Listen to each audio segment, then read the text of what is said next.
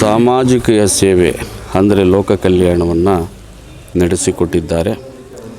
ಆದರೂ ತನ್ನ ಸ್ವಾರ್ಥವನ್ನು ಬಿಟ್ಟು ಸ್ವಾಭಿಮಾನದಿಂದ ಬಡ ಮಕ್ಕಳ ಒಂದು ಬೇಡಿಕೆಗೋಸ್ಕರನ ಇಂಥ ಒಂದು ಕಾರ್ಯವನ್ನು ಹಮ್ಮಿಕೊಂಡಿದ್ದಾರೆ. ಆದರೆ ಇದು ಎಲ್ಲ ಕಡೆಯೂ ಕೂಡ ಇದೇ ಥರ ಒಂದೊಂದು ಅವಕಾಶವನ್ನು ಮಾಡಿದ್ರೆ ಎಲ್ಲೋ ಒಂದು ಕಡೆ ಬಡವರಿಗೆ ಒಂದು ಧರ್ಮ ದಾರಿ ತಾನಾಗೇ ಬರ್ತದೆ ಅನ್ನೋದಕ್ಕೆ ಸಾಕ್ಷಿ ಇವತ್ತು ನಮ್ಮ ಸ್ನೇಹಿತರಾದಂತಕ್ಕಂಥ ಬಸವರಾಜಪ್ಪರ ಕಾರಣ. ಅದೇ ರೀತಿ ಇದೇ ಮಾಗಡಿ ತಾಲೂಕಿನಲ್ಲಿ ಹುಟ್ಟಿ ನೇಪಾಳದಲ್ಲಿ ನೆಲೆಯಾಗಿ ನಿಂತಂಥ ತಮ್ಮ ಹೆಸರು ಗಂಗಮ್ಮನವರು ನೇಪಾಳದಿಂದ ಇಂಥ ಒಂದು ಕಾರ್ಯಕ್ಕೆ ಆಗಮಿಸಿದ್ದಾರೆ.